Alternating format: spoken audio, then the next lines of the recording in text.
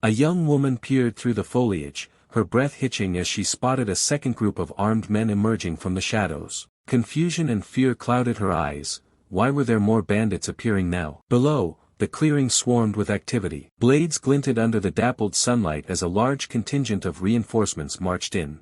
Amidst the chaos, a dark-haired man watched the unfolding scene with a calculating intensity. His gaze locked onto a specific figure leading the charge. Could this person be? He murmured to himself. Across the dirt path, the leader of the local group bared his teeth. He recognized the intruder immediately. Manhwa, he spat, his voice trembling with a mix of recognition and rage. This is my turf.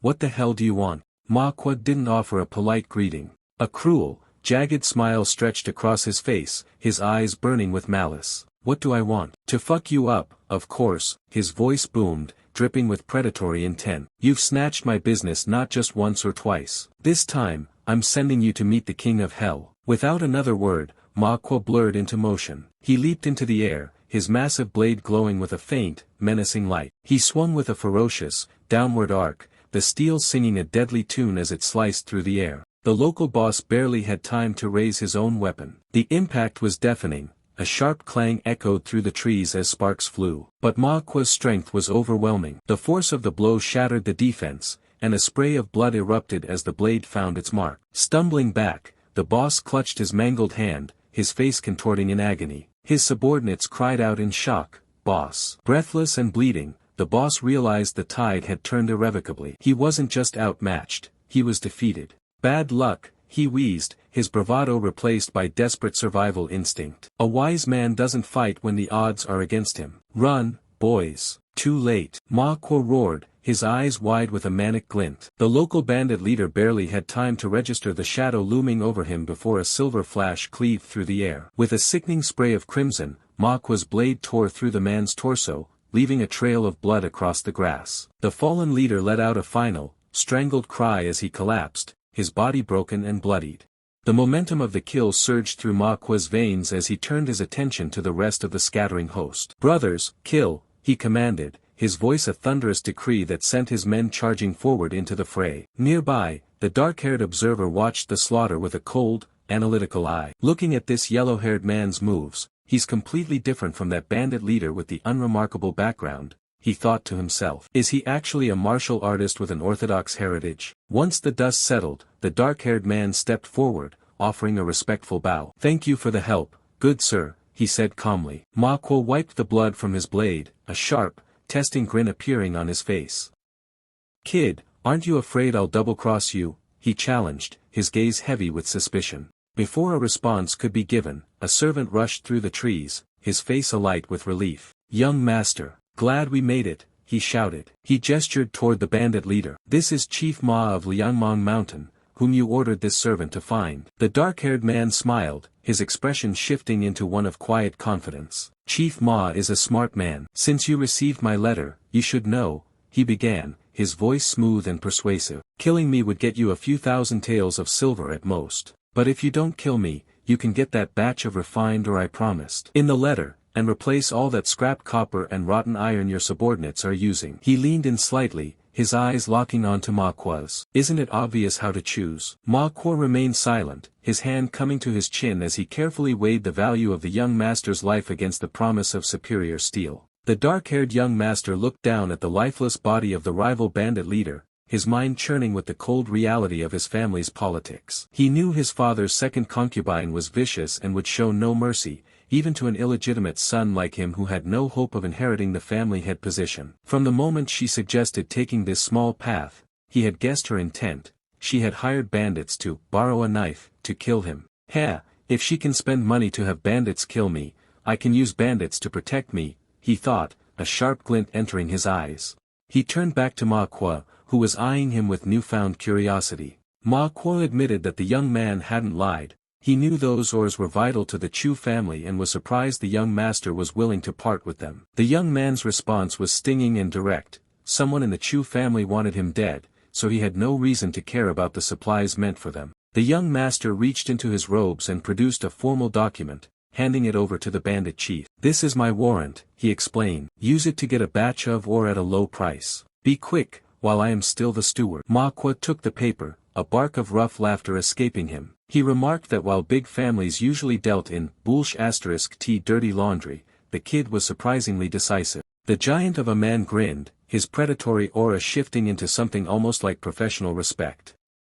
Manhwa invited the young man, whom he addressed as Xian, to find him again if more good things like this appeared in the future. Manhwa, am very efficient at killing, the chief boasted with a wicked smile. I can give you a discount for acquaintances. As Manhwa's boisterous laughter echoed through the forest, the young master watched him depart with his men. He stood still, his analytical mind already categorizing his new ally. He knew exactly who Manhwa was now, a bandit with a legitimate martial arts heritage. It seemed his brother, Gao Bei, had good luck to have hired someone with such a significant background. Chu Hao approached the carriage, his expression unreadable as he returned from the fray. Inside, a maid peered through the curtains, her eyes wide with a mix of shock and mounting dread. Her mind raced with frantic questions. Why is it like this? Isn't Chu Hao trash? How did he easily seriously injure that bandit leader? She bit her lip, sweat beading on her forehead as she recalled the mysterious group that had appeared to assist him.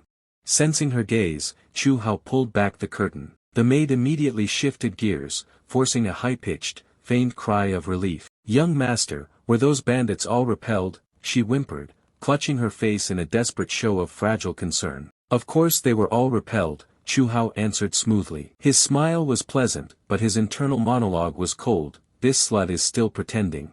He stepped closer, the air between them turning frigid. I didn't die. You are very disappointed, aren't you? The maid's smile faltered, her voice trembling as she tried to maintain the charade. Yo, young master is joking. It's a good thing the bandits were repelled. How could this servant be disappointed? Otherwise, Before she could finish her lie, Chu Hao's hand shot forward, gripping her throat with iron strength. The mask of the trash young master vanished, replaced by a terrifying intensity. Do you really take me for an idiot? He hissed, his eyes boring into hers. Speak. Exactly how much silver did my good, second mother spend to hire those bandits? The maid gasped for air, her face contorting in agony as the pressure increased. Under the weight of his murderous intent, her resolve shattered instantly. Ugh, she choked out, tears streaming down her face. I'll speak, young master. I'll say everything. Second concubine spent 10,000 taels of silver.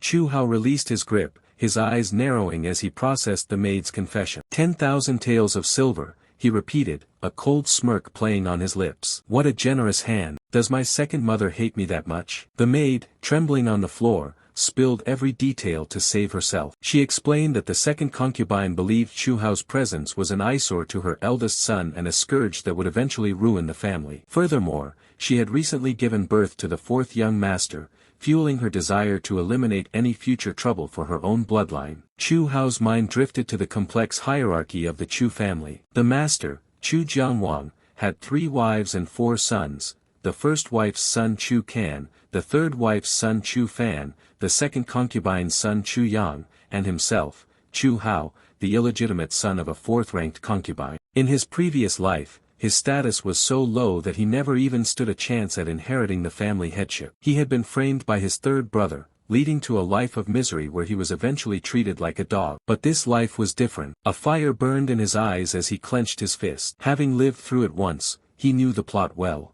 He would no longer be a victim. He intended to fight for the position of family head, using the family's vast resources to reach the peak of power. He turned his attention back to the trembling servant. Do you have any evidence of her colluding with the bandits? He asked. The maid shook her head frantically. Second concubine sent a confidant strictly to find the bandits. The bandits took the money and did the job without asking much, so no evidence was left. Desperate, she grabbed his robes. Young master, I've said everything. Can you spare my life? Don't worry, Chu Hao said, his voice deceptively gentle. I don't kill women. The maid's eyes closed in a moment of pure relief, whispering a quiet thank you for the mercy.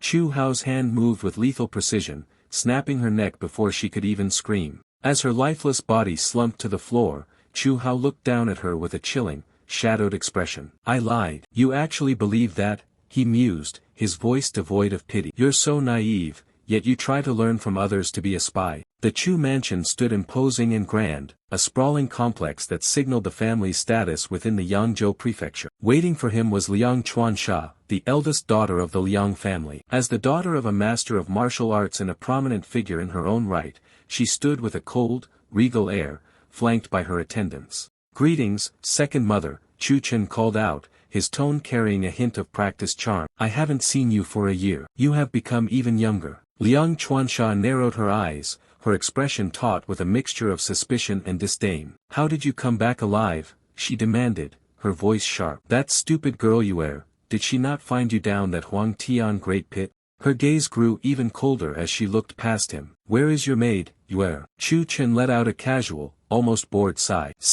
Yue's body was too weak. "I accidentally played her to death." He looked at Liang Chuansha with a mock-innocent curiosity. "Why doesn't second mother gift me another one?" Liang Chuansha remained silent, her mind racing. "Yue died." Then regarding her appearing earlier to kill Chu Fu, "Does he know or not?" She studied him closely, sensing a disturbing shift in his demeanor. "Besides, this kid seems like a different person than a year ago. He shouldn't speak like this." Despite her inner turmoil, she maintained her icy composure. "Since you are back," she stated flatly, turning away, "then go in. The master and the others are all waiting for you." Chu Chen entered the great hall and offered a respectful bow to the gathered assembly, acknowledging his father, uncles, and his three mothers. At the far end of the hall sat Chu Zhongtian, the family head, a man who had built the Chu family from the ground up. In just 20 years, he had transformed them into one of the three major families of Yangzhou Prefecture, surpassing even the long-established Li family. "You're back," Chu Zhongtian remarked, his voice steady. He looked remarkably young for someone over 50, hardly older than 40, due to his reached stage of bone transformation and blood condensation. Despite his impressive vitality, it was a known pity among the family that his martial arts realm had not advanced a single step in 2 decades, largely because he remained distant from family affairs, focusing solely on secluded cultivation. "Sit," he commanded. As Chu Chen took his place, his father continued, noting that the younger generation of the Chu family had grown up. "It is time to decide the position of the family heir." The room grew tense at the mention of succession. The first wife was the first to speak, her voice sharp. "Decide what? Xian'er is the mother's eldest child, he is fairly and squarely the successor. It should be him." Liang Chuansha, the second mother, leaned back with a mocking smile. "Big sister, what you said isn't right. We aren't royalty where the eldest son must inherit. Naturally, the ablest should be the position of the heir. Don't you agree?"